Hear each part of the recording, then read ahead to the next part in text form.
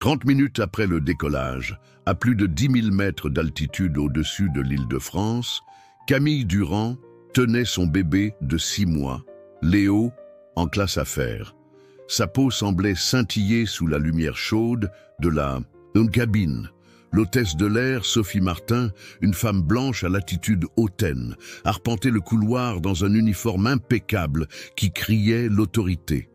Léo laissa échapper une petite toux lorsque Sophie soudainement asséna, une gifle violente au visage de Camille. Les passagers se figèrent, la bouche grande ouverte, jusqu'à ce qu'une voix grave retentisse dans l'interphone. « Sophie Martin, votre service est terminé. » À cet instant, le sourire arrogant de Sophie disparut et sa confiance vacilla.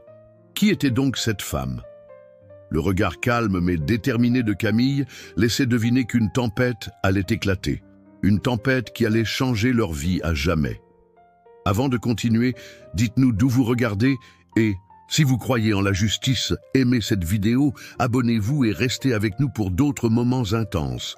Que va faire Sophie ensuite? Dans la cabine de la classe affaires du vol d'Air France, reliant Paris à Nice, un silence stupéfait régnait, interrompu seulement par le bourdonnement constant des moteurs. Camille était assise au siège 3A, sa joue en feu à cause de la gifle de Sophie, la douleur se répandant sur son visage comme un incendie. Léo, son bébé de 6 mois, était blotti contre son sein, ses petites mains agrippant sa chemise, inconscient du tumulte déclenché par sa légère toux.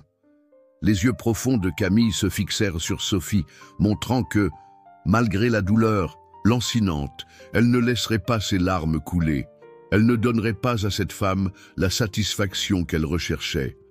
Autour d'elle, certains passagers se déplaçaient d'un air mal à l'aise, tandis que d'autres cherchaient nerveusement leur téléphone pour filmer ce qui ressemblait à une explosion émotionnelle. Sophie restait debout dans sa quarantaine, sa posture rigide, exprimant son assurance, ses cheveux blonds soigneusement attachés en chignon qui correspondaient parfaitement à la coupe nette de son uniforme bleu marine.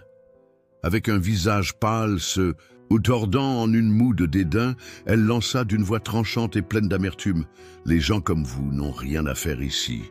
Gardez votre enfant tranquille ou partez. » Ces mots étaient chargés de mépris, laissant clairement entendre qu'elle considérait la peau foncée de Camille, la présence du bébé et leur simple existence en première classe comme une insulte à l'ordre de son monde. Quelques passagers restèrent bouche bée, tandis que d'autres chuchotaient entre eux, leurs murmures se propageant dans la cabine tel un écho. Un homme en costume rayé, assis 2 rangées plus loin, murmura à son compagnon « C'est incroyable qu'elle ose venir avec un bébé ici. » Son ton trahissait une totale approbation du mépris de Sophie. Une autre passagère, une jeune femme aux origines africaines, secoua la tête, incrédule, tandis qu'elle tenait son téléphone prêt à filmer la scène. Camille, de son côté, resta imperturbable. Elle caressa Léo avec des gestes lents et mesurés, son silence érigeant un mur infranchissable que Sophie ne pouvait pas franchir. Pendant un court instant, le regard de Sophie se plissa, en remarquant la fermeté des yeux de Camille, et juste au moment où elle allait à nouveau reprendre la parole pour affirmer son autorité, l'interphone crépita, tranchant la tension, comme un couteau. « Ici, c'est François Legrand, PDG d'Air France. Celle-ci est mon épouse. Vous venez de la frapper. » La voix, à la fois grave et posée, portait un poids qui semblait alourdir l'air dans la cabine. Immédiatement, toutes les têtes se tournèrent vers les haut-parleurs encastrés dans le plafond. Les yeux s'écarquillèrent et les bouches se fendirent d'étonnement. « Il a dit PDG, vraiment ?» murmura une dame aux cheveux grisonnants à son mari, tandis que la jeune femme noire commença à enregistrer sans hésiter. En un clin d'œil, le sourire hautain de Sophie s'évanouit, remplacé par une expression de panique se reflétant sur ses traits. Elle laissa échapper un rire aigu et nerveux qui résonna dans la cabine, essayant de convaincre tout le monde et elle-même qu'il ne s'agissait que d'une plaisanterie. D'un geste de dédain, elle montra ses ongles impeccables, qui brillaient sous la lumière. puis se dirigea rapidement vers la cuisine, ses talons claquant sur le tapis, avec une assurance forcée. Mais avant même d'avoir pu faire quelques pas, la voix du commandant Éric Dupuis retentit à travers des... L'interphone, calme mais ferme, faisant voler en éclats toute illusion, « Sophie Martin, ici le commandant Éric Dupuis. Cela vient de François Legrand. Rapprochez-vous immédiatement de la cuisine. » La cabine explosa en soupirs et en murmures. L'homme en costume rayé laissa tomber son verre de champagne, le liquide doré se répandant sur la tablette, alors qu'il restait là, stupéfait. La jeune femme noire afficha un regard satisfait en orientant son téléphone pour immortaliser le retrait de Sophie. Dans le couloir, Sophie se figea. Ses épaules se crispèrent alors que la réalité la frappait. Elle se retourna brusquement, le visage marqué par l'incrédulité, cherchant une explication, mais ses yeux se croisèrent à nouveau avec ceux de Camille, qui, imperturbable, berçait doucement Léo comme si rien ne s'était passé. Sophie ouvrit la bouche pour répliquer, mais aucun son ne sortit. Son autorité en première classe s'écroulait et elle sentait tous les regards la transpercer. Du couloir, le commandant Éric Dupuis apparut, un homme à la carrure imposante, dans la cinquantaine, aux cheveux grisonnants et au regard qui ne tolérait aucune discussion. D'un pas décidé et sûr, ses chaussures vernies claquaient sur le sol tandis qu'il s'arrêtait aux côtés de Sophie et déclara, sans laisser la moindre chance de réplique, « Sortez d'ici immédiatement ». Le visage de Sophie se ferma, ses joues rougissant de honte, tandis qu'elle réalisait que tous les regards étaient tournés vers elle. Certains souriaient avec malice, d'autres fronçaient les sourcils, et quelques-uns continuaient à filmer, leurs téléphones élevés, tels des torches dans une foule. Forçant un sourire crispé pour tenter de préserver sa dignité, Sophie suivit le commandant, ses pas semblant mécaniques en passant près de l'endroit où Camille était assise. Sans pouvoir retenir un ultime commentaire acerbe, Sophie marmonna d'une voix basse et empreinte de rancœur. « Tu crois avoir gagné ? Je vais te montrer. » Sa phrase s'interrompit alors qu'elle laissait échapper un juron à connotation raciale, à peine audible pour le commandant, mais suffisamment fort pour que Camille en saisisse chaque mot. Camille serra Léo contre elle, ses doigts s'enfonçant dans sa peau, mais son expression resta impassible. Elle ne permettrait pas à Sophie de voir la colère bouillonnante qu'elle ressentait, la fureur d'être réduite à un simple stéréotype devant tout le monde. Le commandant emmena alors Sophie vers la cuisine, la tenture se referma derrière eux, atténuant leur échange violent. Les passagers, curieux, se penchèrent discrètement pour essayer d'écouter, mais l'épaisseur du rideau les en empêchait. La voix de Sophie monta en crescendo, stridente et défensive. « Cette femme n'a rien à faire ici. La première classe, ce n'est pas pour les personnes ayant des enfants bruyants, » interrompit froidement le commandant. « Éric, vous avez frappé une passagère, Sophie, l'épouse de François Legrand, rien de moins. Si vous ne voulez pas finir menotté, réfléchissez bien. » Dans la cabine, l'atmosphère se changea. La femme noire baissa son téléphone et se pencha gentiment vers Camille. « Ça va ?» demanda-t-elle d'une voix douce. Camille acquiesça, légèrement, esquissant un sourire fatigué, bien que sa joue continuât de brûler. « J'ai déjà vécu pire », murmura-t-elle d'une voix ferme, malgré la douleur. L'homme en costume rayé détourna le regard, occupé à essuyer le déversement de son champagne, comme s'il en éprouvait de la honte, tandis qu'un adolescent, la capuche relevée, leva le pouce à Camille avec un large sourire complice. Ce petit geste, bien que fugitif, était sincère, une lueur d'espoir dans la tempête que Sophie venait de déclencher. Pendant ce temps, dans la cuisine du vol, Sophie Martin, repliée contre le comptoir, la tête pleine de pensées, repassait mentalement l'annonce de l'interphone « François Legrand, PDG, son mari ». Cela n'avait aucun sens. Comment cette femme, habillée modestement et tenant un bébé qui s'agite, pouvait-elle être mariée au propriétaire de la compagnie aérienne? Le monde rigide de Sophie, basé sur des règles strictes sur qui avait sa place, s'effondrait sous le poids de cette vérité évidente. Elle avait toujours considéré Camille comme une intruse, une personne qui s'était insinuée dans la première classe par ruse. Mais maintenant, avec le pouvoir inversé, la colère de Sophie montait en flèche. Ses doigts tremblaient alors qu'elle cherchait son téléphone, rangé dans la poche de son tablier. « Je vais arranger ça », pensa-t-elle avec détermination. « Peu importe que ce soit une suspension ou un licenciement, rien ne pourra m'arrêter. » Au même instant, le commandant Éric sortit de la cuisine et se dirigea vers le cockpit avec une expression sévère, indiquant que ce n'était que le début.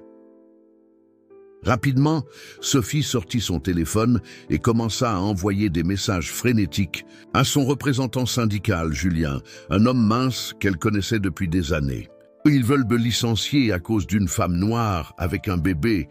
C'est l'épouse de François le Grand. Tout est monté de l'avance. Sortez-moi de là !» écrivit-elle, son cœur battant à tout rompre. Et ce n'était pas tout. Elle n'était pas encore prête à abandonner. Elle était déterminée à faire payer Camille pour avoir osé occuper sa place au siège 3A, pour avoir simplement existé. Pendant ce temps, l'hôtesse de l'air, Marie, s'approcha de Camille avec précaution, le visage légèrement rougi et les yeux bruns pleins d'inquiétude. Tenant une couverture pliée et une bouteille d'eau, elle jeta un coup d'œil rapide à la tenture de la cuisine, puis fixa son regard sur Camille en disant « Madame, je suis vraiment désolé pour tout cela. Je suis là pour vous aider, vous et votre bébé. » Doucement, Marie tendit les objets, laissant ses mains hésiter un instant, tandis que Camille enroulait Léo dans la couverture et lui esquissait un sourire discret. « Ce n'est pas de ta faute. Nous allons bien, » répondit Camille d'une voix posée. Camille se laissa alors aller sur son siège, le cuir émettant un léger grincement, et laissa échapper un long soupir. Les applaudissements silencieux des passagers résonnaient dans son esprit, un soutien éphémère qui lui apportait un peu de réconfort. D'une voix basse, presque en chuchotant au rythme du vrombissement des moteurs, elle murmura à Léo « Nous sommes en sécurité. Maintenant, mon chéri, où ?» Ces quelques mots résonnèrent comme une fragile victoire dans son cœur. Pendant ce temps, Sophie restait suspendue, humiliée, cachée derrière la tenture de la cuisine. François était du côté de son épouse. Sa voix, ferme comme le tonnerre, avait ébranlé le monde de Sophie. Tandis que Camille caressait les boucles de Léo, elle pensait à l'atterrissage imminent. Peut-être pourrait-elle enfin quitter cet enfer et laisser derrière elle la trace du coup de main de Sophie. Mais soudainement, un léger bip retentit sur le téléphone d'une passagère du siège 4B. Ses yeux s'écarquillèrent et elle se pencha vers Camille en disant d'une voix pressée « Tu dois voir ça ». Rapidement, elle déclencha la vidéo, montrant en image fixe la gifle de Sophie, avec le visage interloqué de Camille, bien visible en détail. Le titre, en grosses lettres, disait « Aiguille, raciste, exposée ». Le nombre de vues montait rapidement, 10 000, 20 000, 30 000, tandis que les commentaires fusaient, elle la cherchait. Cette femme doit être virée, c'est l'épouse de François, c'est terminé. Le souffle de Camille se suspendit. Sa victoire tant espérée semblait désormais amère et bien réelle. Le monde entier savait, et Sophie elle pouvait plus se cacher dans la cuisine. Le téléphone de Sophie vibra avec la réponse de Julien.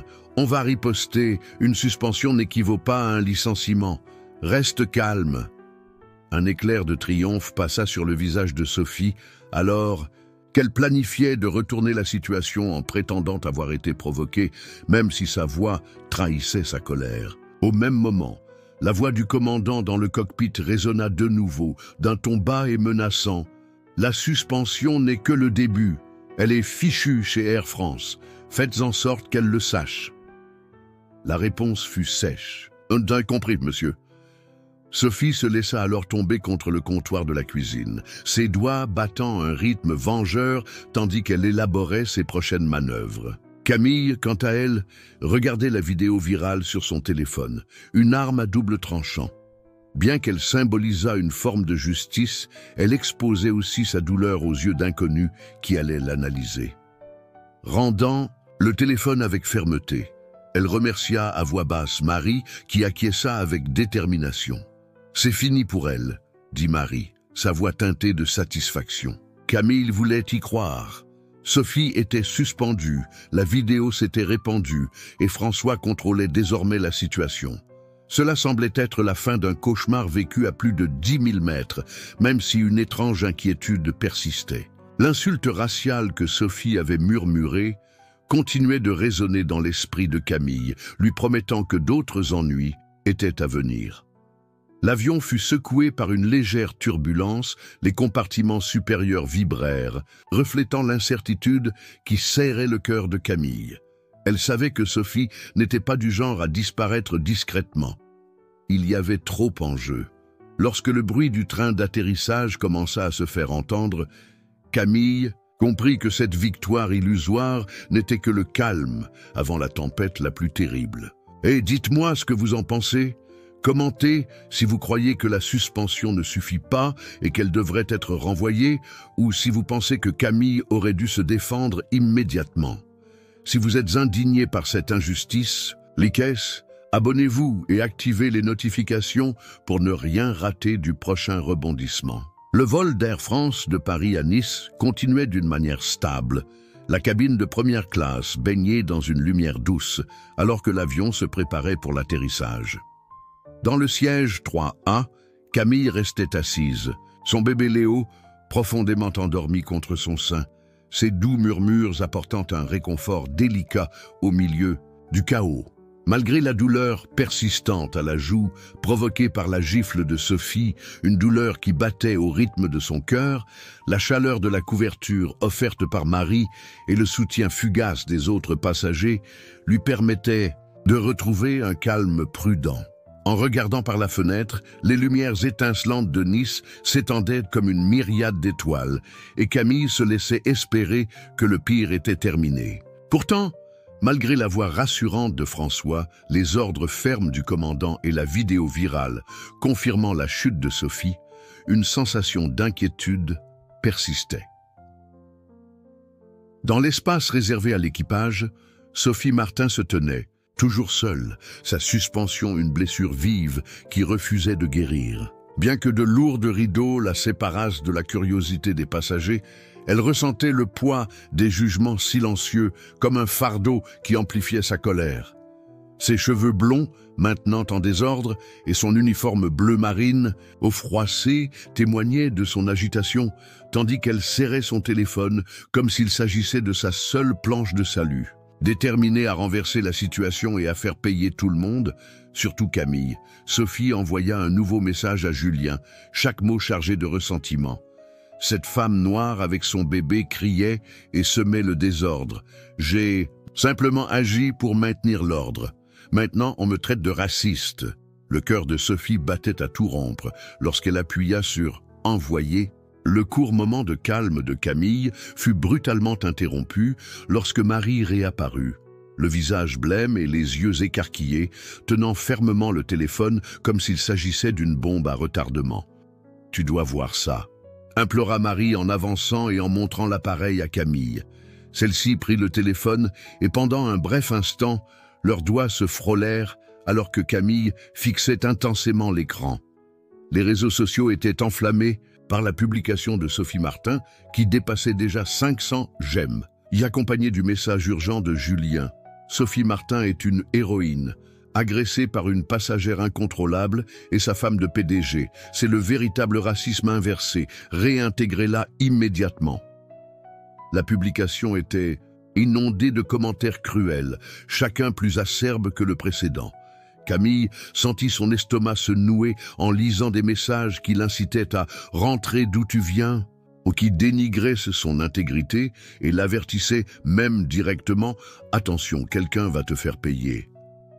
Avec des mains tremblantes, elle rendit le téléphone à Marie et murmura « ils mentent ». Sa sérénité intérieure commençait à s'effriter face à ce flot incessant de haine. En re-regardant vers la zone de l'équipage, Camille aperçut la présence sombre de Sophie qui se déplaçait comme une ombre menaçante. L'unité qui régnait parmi les passagers se délitait. La jeune fille au siège 4B fronça les sourcils en observant l'écran, murmurant pour elle-même « Cela ne peut vraiment pas être vrai ». L'adolescent au siège 6C, qui souriait quelques instants plus tôt, feuilletait maintenant silencieusement son téléphone, les doigts hésitants, tandis que l'homme en costume rayé lâchait un commentaire suffisamment fort pour être entendu par Camille. Peut-être qu'elle est allée trop loin. Peu à peu, la cohésion dans la cabine se dissolvait, telle la brume qui se dissipe au lever du soleil. Camille serra Léo contre elle, trouvant dans la tendresse de son enfant le courage nécessaire pour affronter ce qui allait venir. La suspension de Sophie n'avait pas étouffé le conflit. Au contraire, elle avait réveillé en Camille une détermination farouche. D'une voix basse mais résolue, elle murmura « Nous allons nous battre, mon amour ». Quelques minutes plus tard, elle rappela François. Sa voix, profonde et empreinte d'urgence, répondit immédiatement « Camille, ça va? J'ai vu la vidéo. Ils l'ont suspendu, mais la situation s'est aggravée. » Sans hésiter, Camille déclara « Elle ment sur Internet, François. Elle affirme que je l'ai agressée. Maintenant, on me menace. » Après un bref silence pesant, sa voix se fit froide et résolue « Je vais la poursuivre pour diffamation. Elle ne s'en tirera pas. » Camille s'accrocha à la promesse de François comme à sa seule bouée de sauvetage, raccrocha et regarda par la fenêtre les lumières étincelantes de Nice, un paysage mêlant espoir et danger. Même si l'autorité de François lui servait de rempart, la riposte de Sophie était aussi tranchante qu'un coup près. Lorsque l'avion ralentit pour l'atterrissage et que le cœur de Camille battait à tout rompre, elle comprit que, bien que la douleur physique finirait par s'estomper, la campagne diffamatoire constituerait un combat bien plus rude. Un incendie racial dont elle ne pourrait s'échapper, même à plus de 10 000 mètres d'altitude. Avec un tendre baiser sur le front de Léo, elle murmura encore une fois « Nous allons nous battre, mon amour ». Pendant ce temps, dans la zone de l'équipage, Sophie Martin mit à jour sa publication sur les réseaux sociaux et afficha un sourire en voyant que le message de Julien avait atteint 1000 j'aime. Des trolls aux messages haineux inondèrent les commentaires, reproduisant le venin que Sophie avait diffusé avec tant de soin. Pour elle, la vérité n'avait aucune importance. Camille avait simplement tout déclenché par le simple fait d'exister. En osant occuper un siège en première classe, avec sa peau foncée, son bébé, et en étant l'épouse de François le Grand. Sa vision intransigeante exigeait une punition, et elle se vantait d'avoir une armée prête à agir. Rapidement, elle tapa un autre message, ses doigts dansant avec malice. « Merci pour votre soutien. Je suis la véritable victime ici. J'utilise les ressources de mon mari pour me faire taire. » Les j'aime affluèrent à nouveau, et son sourire s'élargit. Elle avait réussi à retourner la situation, transformant la supposée victoire de Camille en un piège soigneusement orchestré. Tandis que les lumières de la cabine clignotaient et que l'avion touchait enfin la piste, le commandant Henri Leroy annonça « Équipage, veuillez reprendre vos sièges pour l'atterrissage à Nice. » Sophie resta dans la zone de l'équipage, empêchée d'accéder au siège réservé en raison de sa suspension, mais cela ne lui importait guère. Elle avait déjà semé la graine de sa vengeance, et dans son esprit, cette graine germait rapidement, imaginant Camille se tortillant dans son siège, accablée par des messages de haine et la sensation d'un espace qui se referme tout autour d'elle. Parallèlement, le vol d'Air France de Paris à Nice arriva à la porte d'embarquement et les passagers commencèrent à se disperser. Camille resta assise au siège 3A, tandis que Léo se réveillait doucement contre son sein. Ses petits gémissements rompent le silence instauré durant la descente. Sa joue continuait de brûler du coup de Sophie Delgado, une douleur persistante désormais éclipsée par les menaces numériques. Et son téléphone reposait sur ses genoux, rempli de messages de haine. D'une main tremblante, elle réajusta la couverture autour de Léo et prit une profonde inspiration pour retrouver son calme. L'avion avait été un véritable champ de bataille, mais le terminal promettait un refuge. François l'attendait déjà, et elle croyait fermement qu'elle quitterait bientôt ce cauchemar pour laisser derrière elle la toxicité de la haine de Sophie. Enfin, Dans la zone de l'équipage, Sophie Martin restait seule, sa suspension étant une blessure béante qui refusait de se refermer. Bien que de lourds rideaux la séparaient des regards curieux, elle sentait le poids du jugement silencieux, un fardeau qui ne faisait qu'intensifier sa colère. Ses cheveux blonds, maintenant en désordre, et son uniforme bleu marine froissé témoignaient de son agitation, tandis qu'elle serrait son téléphone comme si c'était sa dernière bouée de sauvetage. Déterminée à renverser sa situation et à faire payer tout le monde, surtout Camille, Sophie envoya un dernier message furieux à Julien, chaque mot imprégné de rancœur. Cette femme noire avec son bébé criait et semait le désordre. « J'ai simplement agi pour maintenir l'ordre. Maintenant, on me traite de raciste. » Le cœur de Sophie battait à tout rompre, alors qu'elle appuyait sur « envoyer ». Ce bref moment de calme fut brutalement interrompu chez Camille, lorsque Marie réapparut, le visage blême et les yeux grands ouverts, tenant fermement le téléphone. « Tu dois voir ça », implora Marie, s'approchant et montrant l'appareil à Camille. Celle-ci prit le téléphone, et pendant un court instant, leurs doigts se frôlèrent alors qu'elle fixait intensément l'écran. Les réseaux sociaux brûlaient avec la publication de Sophie Delgado, qui dépassait déjà 500 j'aime, accompagné du message urgent de Julien. Sophie Delgado est une héroïne, agressée par une passagère incontrôlable, et sa femme de PDG. C'est le véritable racisme inversé. Réintégrez-la immédiatement. La publication était inondée de commentaires cruels, chacun plus tranchant que le précédent. Camille sentit son estomac se nouer en lisant des messages qui l'invitaient à rentrer d'où tu viens, qui dénigraient sa dignité et l'avertissaient même directement. Fais attention, quelqu'un va te faire payer. Avec des mains tremblantes, elle rendit le téléphone à Marie et murmura « Il mente ». Sa tranquillité intérieure, elle commença à s'effriter devant ce flot incessant de haine. En jetant un nouveau coup d'œil vers la zone de l'équipage, Camille aperçut la sombre silhouette de Sophie se mouvant comme une ombre menaçante. L'unité parmi les passagers, qui avait été jusque-là solide, se désagrégeait peu à peu. La jeune fille du siège 4B fronce le sourcil en regardant l'écran et murmure pour elle-même « Ça ne peut vraiment pas être vrai ». L'adolescent du siège 6C, qui souriait quelques instants plus tôt, parcourait maintenant son téléphone en silence, les doigts hésitants, tandis que l'homme en costume rayé laissait échapper un commentaire suffisamment fort pour être entendu par Camille. Peut-être qu'elle a vraiment dépassé les bornes. Peu à peu, la cohésion dans la cabine s'évaporait comme la brume au lever du soleil. Camille serra Léo contre elle, puisant dans la tendresse de son enfant la force nécessaire pour affronter ce qui allait suivre. La suspension de Sophie n'avait pas étouffé le conflit. Au contraire, elle avait réveillé en Camille une détermination de fer. D'une voix basse mais résolue, elle déclara « Nous allons nous battre, mon amour ». Quelques minutes plus tard, elle rappela François, dont la voix, profonde et pressante, répondit immédiatement « Camille, ça va ? J'ai vu la vidéo. Ils l'ont suspendu, mais la situation s'est empirée. » Sans hésiter, Camille s'exclama. Elle ment sur Internet, François. Elle affirme que je l'ai agressée. Maintenant, on me menace. Après un court silence lourd, sa voix devint froide et résolue. Je vais la poursuivre pour diffamation. Elle ne s'en sortira pas.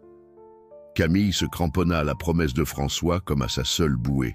De sauvetage, raccrocha et regarda par la fenêtre les lumières scintillantes de Nice, un décor mêlant espoir et danger. Même si l'autorité de François servait de bouclier, la riposte de Sophie était aussi tranchante qu'un rasoir. Lorsque l'avion ralentit pour l'atterrissage et que le cœur de Camille se mit à battre la chamade, elle comprit que, bien que la douleur physique finirait par s'estomper, la campagne de diffamation serait un combat bien plus rude, un incendie racial dont elle ne pourrait échapper même à plus de 10 000 mètres d'altitude. Avec un tendre baiser sur le front de Léo, elle murmura à nouveau « Nous allons nous battre, mon amour ». Pendant ce temps, dans la zone de l'équipage, Sophie Martin mit à jour sa publication sur les réseaux sociaux et sourit en voyant que le message de Julien avait atteint 1000 j'aime.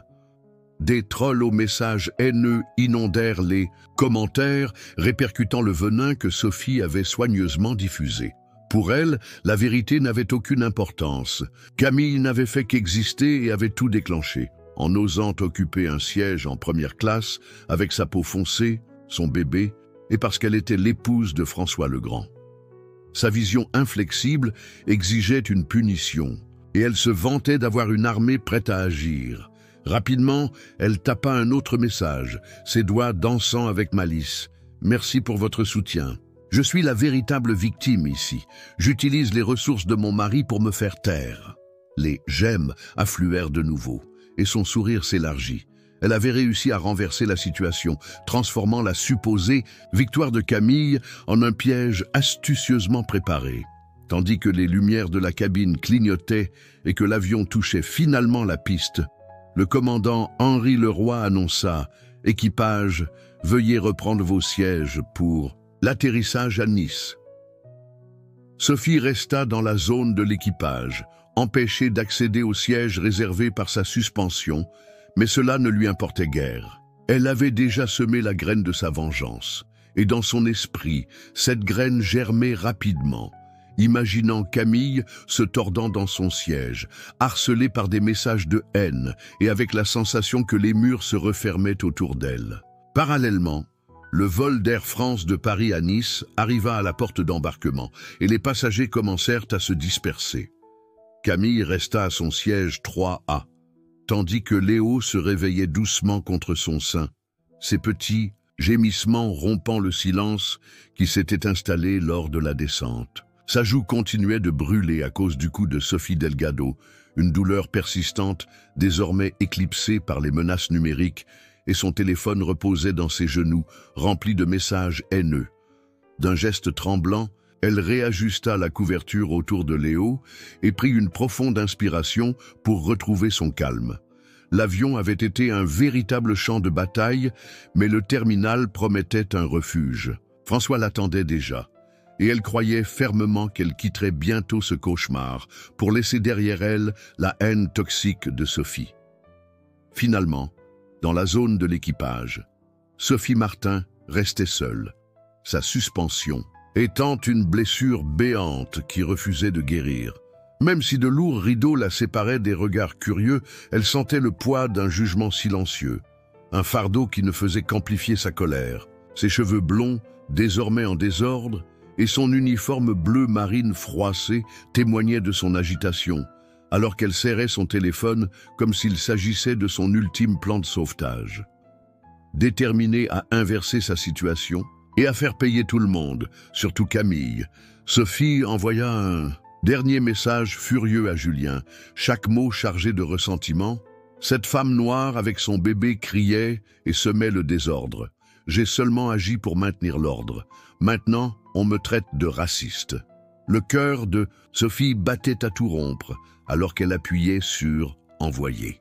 Ce bref moment de calme fut brusquement interrompu chez Camille, lorsque Marie réapparut, le visage pâle et les yeux écarquillés, tenant fermement le téléphone. « Et tu dois voir ça !»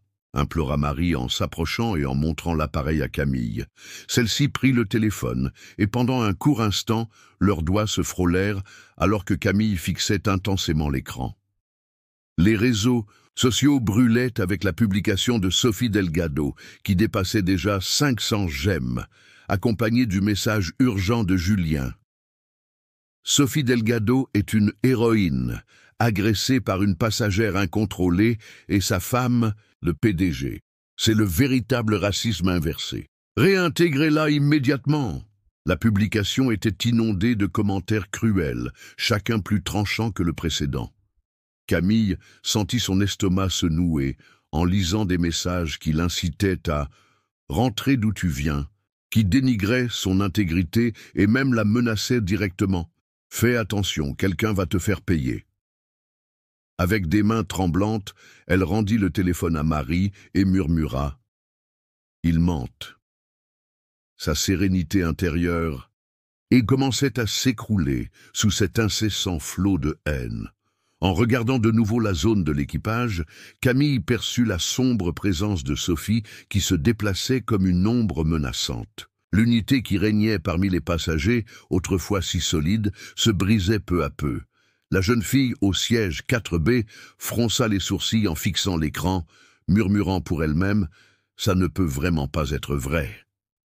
L'adolescent, au siège 6C, qui souriait quelques instants auparavant, parcourait désormais son téléphone en silence, les doigts hésitants, tandis que l'homme en costume rayé marmonnait assez fort pour que Camille l'entende. Peut-être qu'elle est allée trop loin. Peu à peu, la cohésion dans la cabine se dissipa, telle une brume se levant au lever du soleil. Camille serra fort Léo contre elle, puisant dans la tendresse de son enfant la force nécessaire pour affronter ce qui allait venir. La suspension de Sophie n'avait pas étouffé le conflit. Au contraire, elle avait réveillé en Camille une détermination de fer. D'une voix basse mais résolue, elle déclara « Nous allons nous battre, mon amour ». Quelques minutes plus tard, elle rappela François dont la voix profonde et empreinte d'urgence répondit immédiatement « Camille, ça va? J'ai vu la vidéo. Ils l'ont suspendu, mais la situation s'est encore aggravée. » Sans hésiter, Camille s'exclama « Elle ment sur Internet, François. Elle dit que je l'ai agressée. Maintenant, on me menace. » Après un bref silence tendu, sa voix se fit froide et décidée. « Je vais la poursuivre pour diffamation. Elle ne s'en sortira pas. » Camille s'agrippa à la promesse de François comme à sa seule bouée. De sauvetage, raccrocha et regarda par la fenêtre les lumières éblouissantes de Nice, un décor mêlant espoir et danger. Bien que l'autorité de François lui servît de bouclier, la riposte de Sophie était aussi tranchante qu'un couperet.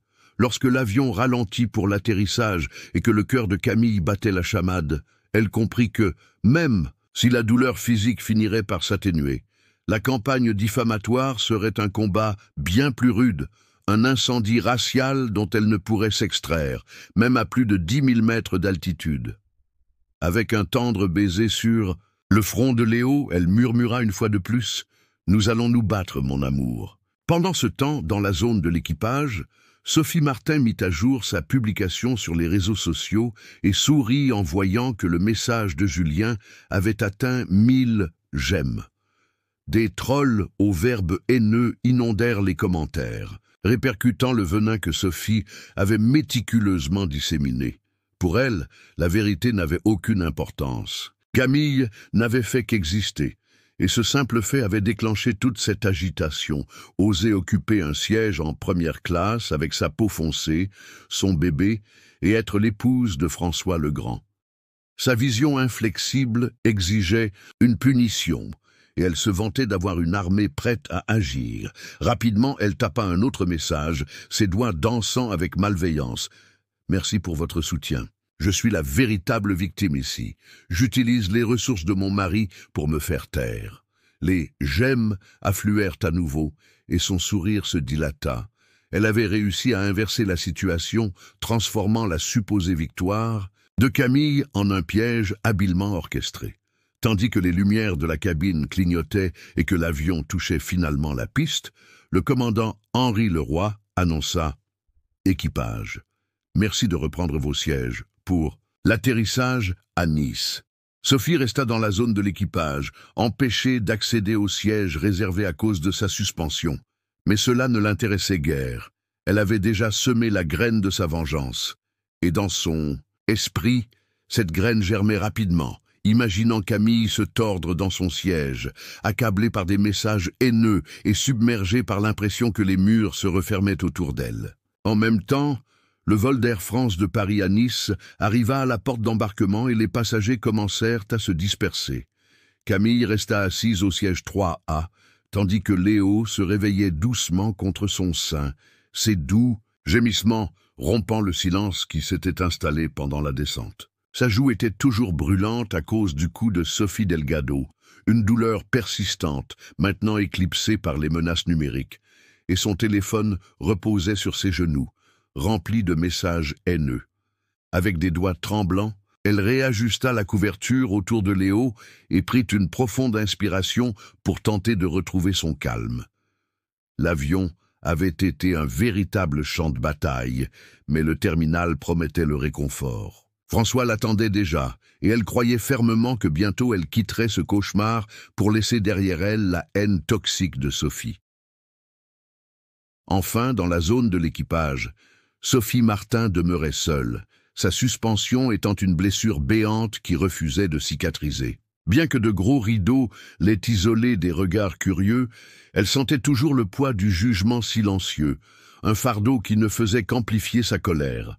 Ses cheveux blonds, désormais épars, et son uniforme bleu marine, froissé, témoignaient de sa nervosité, tandis qu'elle serrait son téléphone, comme s'il s'agissait de sa dernière planche de salut. Déterminée à renverser sa situation et à faire payer tout le monde, particulièrement Camille, Sophie envoya un ultime message furieux à Julien, chaque mot imprégné de ressentiment. Cette femme noire avec son bébé criait et semait. Le chaos, je n'ai fait que maintenir l'ordre. Maintenant, on me traite de raciste. Le cœur de Sophie battait à toute allure, tandis qu'elle appuyait sur « Envoyer ». Ce bref instant de calme fut brutalement interrompu pour Camille lorsque Marie réapparut, le visage blême et les yeux grands ouverts, tenant fermement le téléphone. « Tu dois voir ça », implora Marie en s'approchant et en montrant l'appareil. À Camille.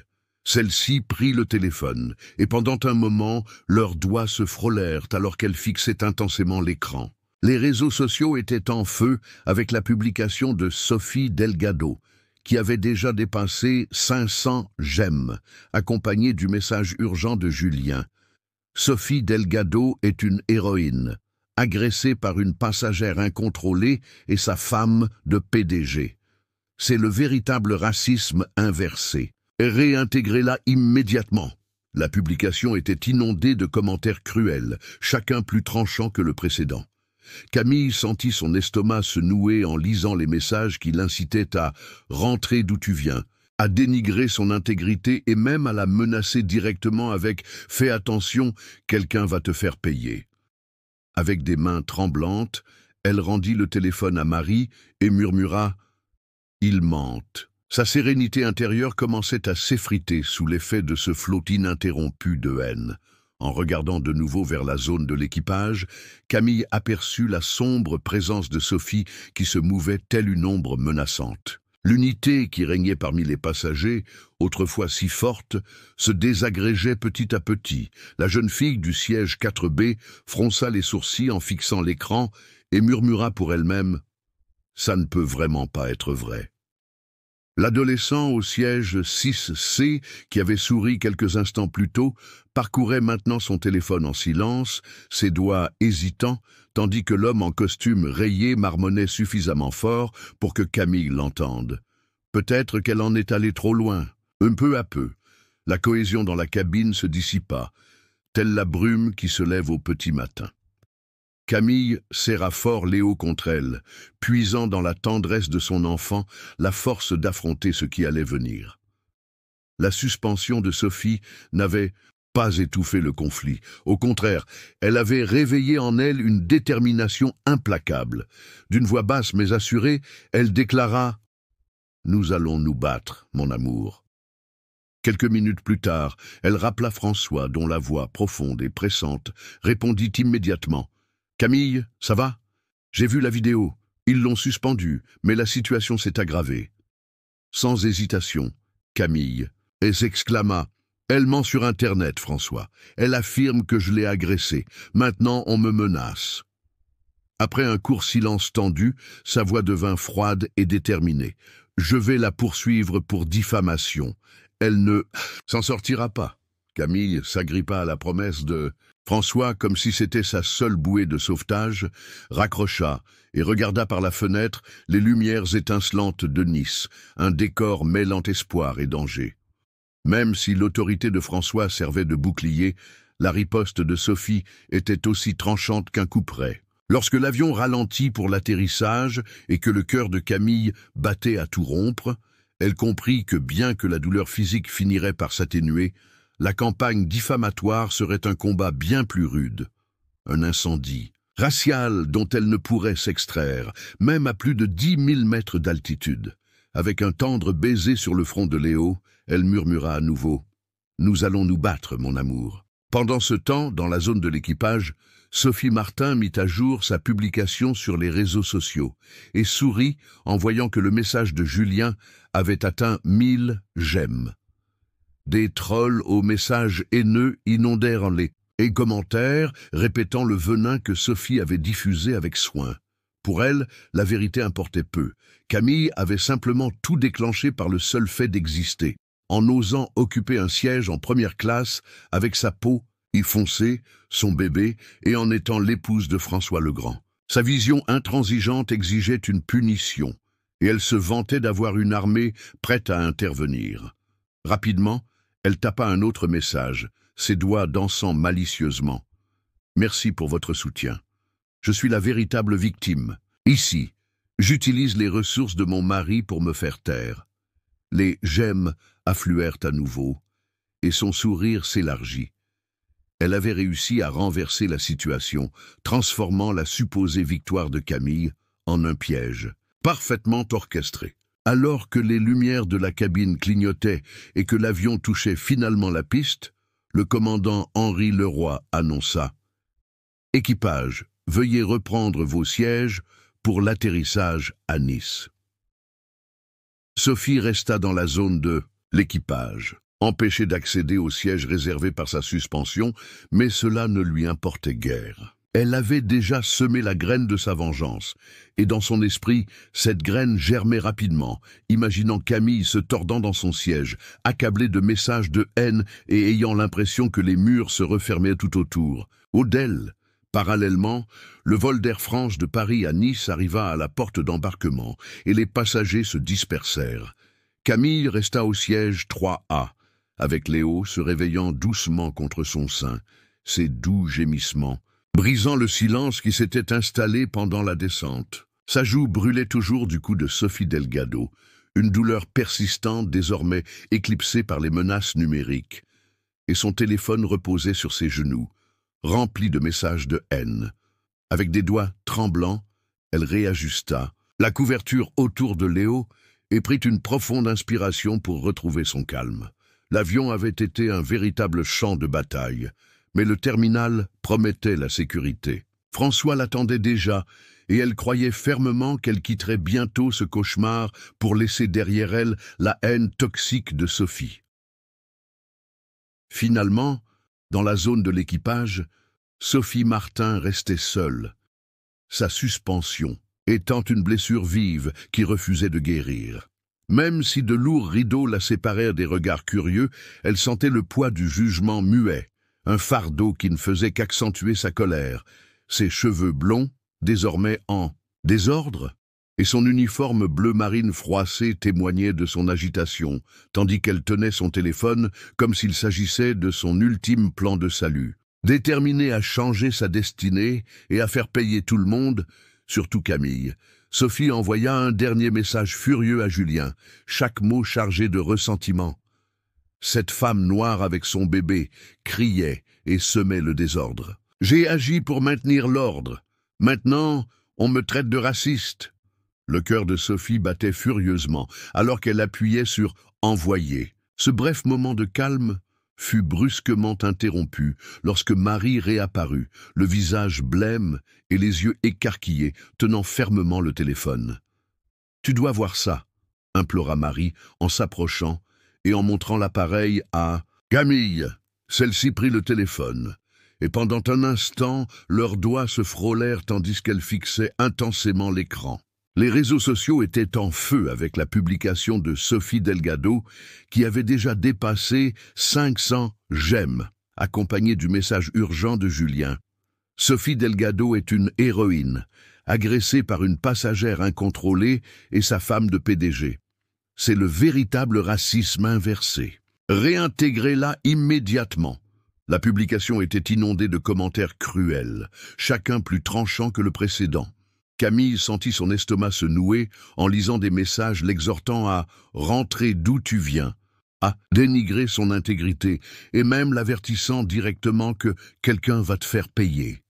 Avec les mains, tremblantes, elle rendit le téléphone à Marie et murmura « Ils mentent. Sa sérénité intérieure commença à s'effriter face à ce flot incessant de haine. En regardant de nouveau vers la zone de l'équipage, Camille remarqua la sombre présence de Sophie qui se mouvait telle une ombre menaçante. L'union qui régnait parmi les passagers, autrefois solide, se désagrégeait peu à peu. La jeune du siège 4B fronça les sourcils en regardant l'écran et murmura pour elle-même « Ça ne peut vraiment pas être vrai ». L'adolescent du siège 6C, qui souriait il y a quelques instants, parcourait maintenant son téléphone en silence, les doigts hésitants, tandis que l'homme en costume rayé lâchait un commentaire suffisamment fort pour être entendu par Camille. Peut-être qu'elle s'est vraiment laissée emporter. Peu à peu, la cohésion dans la cabine se dissipa comme la brume au lever du soleil. Camille serra fort Léo contre elle, trouvant dans la tendresse de son enfant la force de faire face à ce qui allait suivre. La suspension de Sophie n'avait pas étouffé le conflit. Au contraire, elle avait réveillé en Camille une détermination inébranlable. D'une voix basse mais ferme, elle déclara « Nous allons nous battre, mon amour ». Quelques minutes plus tard, elle rappela François, dont la voix, profonde et urgente, répondit immédiatement « Camille, ça va? J'ai vu la vidéo. Ils l'ont suspendu, mais la situation s'est encore empirée. » Sans hésiter, Camille s'exclama « Elle ment sur Internet, François. Elle affirme que je l'ai agressée. Maintenant, on me menace. » Après un bref silence chargé de tension, sa voix se fit froide et résolue. « Je vais la poursuivre pour diffamation.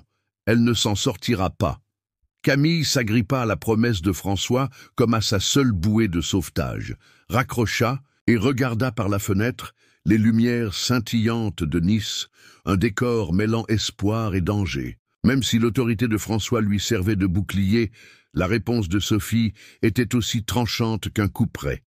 Lorsque l'avion ralentit pour atterrir et que le cœur de Camille battait la chamade, elle comprit que, bien que la douleur physique finirait par s'estomper, la campagne diffamatoire serait un combat bien plus rude, un incendie racial dont elle ne pourrait s'extraire, même à plus de 10 000 mètres d'altitude. Avec un tendre baiser sur le front de Léo, elle murmura à nouveau « Nous allons nous battre, mon amour ».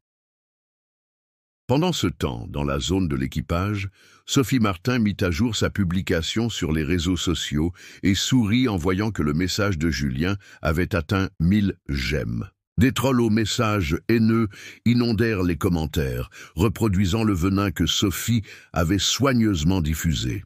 Pour elle, la vérité importait peu. Camille avait simplement provoqué tout ce chaos en existant, en osant occuper un siège en première classe avec sa peau foncée, son bébé, et parce qu'elle était l'épouse de François le Grand. Sa vision intransigeante exigeait une punition et elle se vantait d'avoir une armée prête à intervenir. Rapidement, elle tapa un autre message, ses doigts dansant malicieusement. « Merci pour votre soutien. Je suis la véritable victime, ici. J'utilise les ressources de mon mari pour me taire. » Les « j'aime » affluèrent à nouveau, et son sourire s'élargit. Elle avait réussi à inverser la situation, transformant la supposée victoire de Camille en un piège minutieusement orchestré.